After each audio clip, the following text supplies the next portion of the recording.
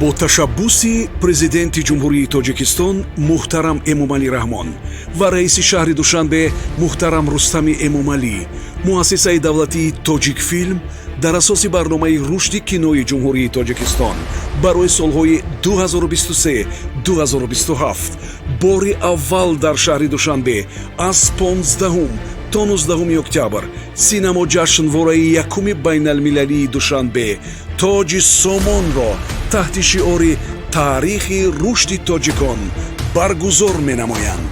дар доираи синамо ҷашнвораи якуми байналмилалии Душанбе чорабиниҳои зерин доир мегарданд.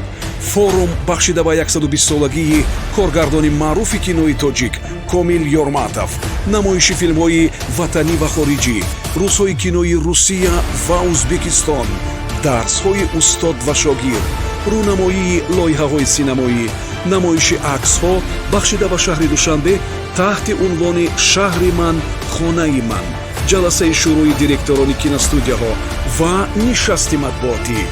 Тоҷикистон меҳмондори муҳимтарин рӯйдоди синамоии минтақа аст. ҳиссагузори синамо ҷашнвораи тоҷи Сомон бош, ширкат бикун, ҳаловат бибар ва дар муаррифии имкониятҳои зеҳнӣ, ҳунарӣ ва сайёҳии Тоҷикистони соҳиби истиқлол саҳмгузорӣ намо. тоҷи Сомон, ифтихори тоҷикон.